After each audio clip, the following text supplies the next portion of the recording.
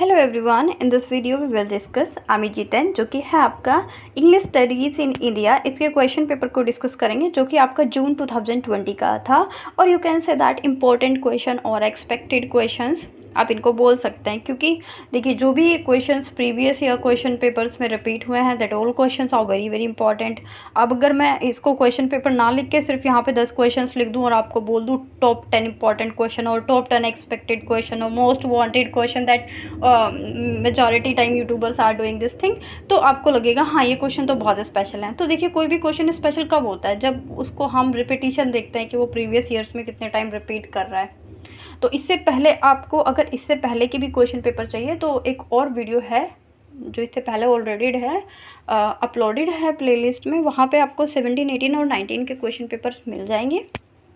तो 2020 का नहीं था क्योंकि 2020 अभी हुआ था, तब इसको इंक्लूड नहीं किया था उसके अंदर, तो ये आपके लिए।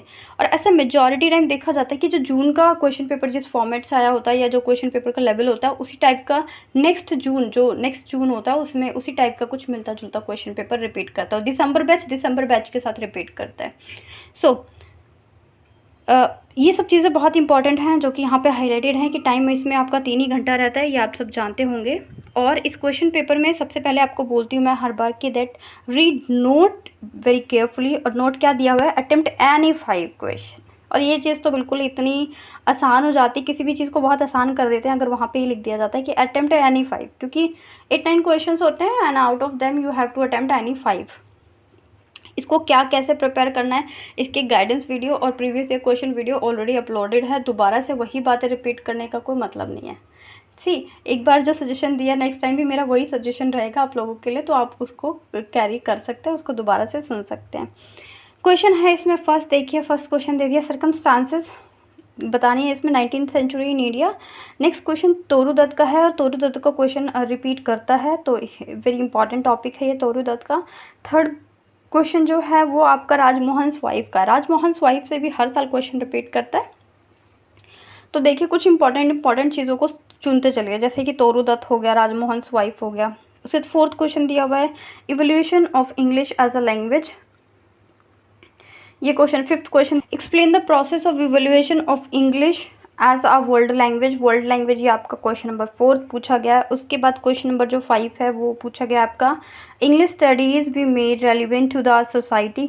इसको ज़रूरी नहीं है कि आपने बुक से पढ़ा है तो ही आप लिख सकते हैं। जो क्वेश्चन नंबर 5 है वो बहुत जनरल है और जो इसकी रेलिवेंसी है आज की सोसाइटी में आप उसे प्रूव कर सकते हैं इंग्लिश की।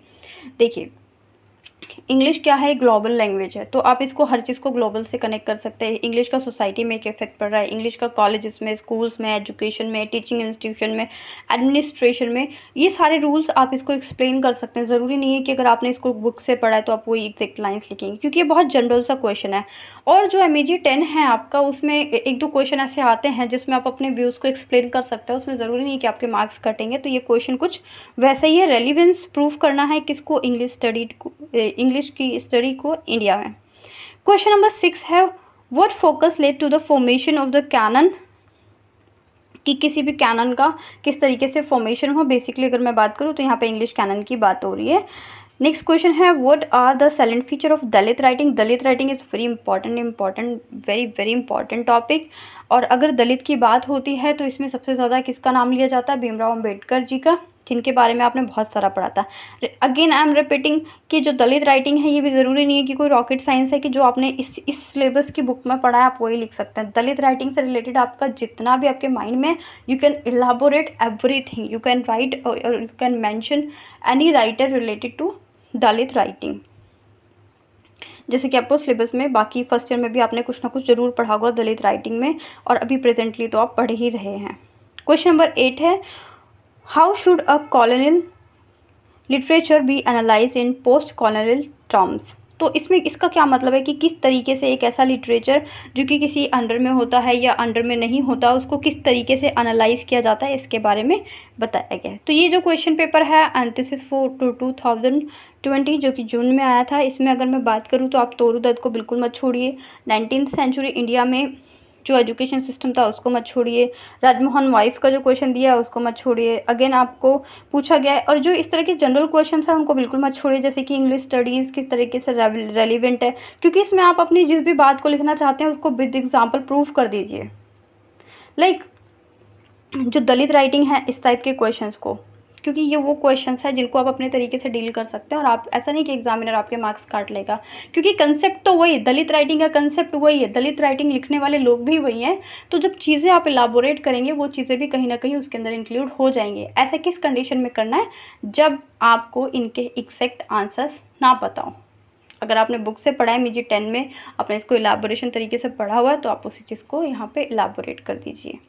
इस वीडियो को यहाँ पे देने का सेम मोटिव सिर्फ इतना सा है कि अगर इसमें से कोई 1-2 क्वेश्चन रिपीट करे तो आप उसको बहुत कॉन्फिडेंशली तरीके से करके आएँ। और इसकी जगह मैं आपको लिख सकती थी गैस पेपर है या फिर एक्सपेक्टेड क्वेश्चन है, ये आप पे डिपेंड करता है कि इतना मुझे लगता है कि मास्टर्स लेवल पे आते लाते आप लोगों का IQ या फिर सबका जो IQ है वो इस तरीके से हो जाता है that all people are able to think कि ऐसा नहीं है कि किसी ने मोस्ट इंपॉर्टेंट लिख दिया या एक्सपेक्टेड लिख दिया तो वही क्वेश्चंस आएंगे।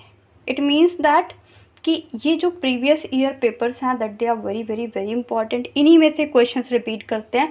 और मैं आपको कह सकती हूँ, अगर आपने लास्ट 2-3 ईयर्स के प्रीवियस ईयर के क्वेश्चन पेपर को प्रॉपर तरीके से देखा है ना, देखा इन द सेंस कि अगर आपने उसे अच्छे से पढ़ा है, उन्हीं में से आपके 5 क्वेश्चन बन जाएंगे, चाहे वो MEG 1 हो, 2 हो, 3 हो, 4 हो, 16 तक कोई भी MEG हो। So friends, good luck for your exam. मिलेंगे नेक्स्ट वीडियो में विद न्यू टॉपिक और न्यू कंटेंट। अपना अच्छे से पेपर कीजिए and don't forget to give me your feedback कि कैसा रहा आपका एग्ज़ाम। सो मिलेंगे नेक्स्ट वीडियो में। Keep study. Thank you.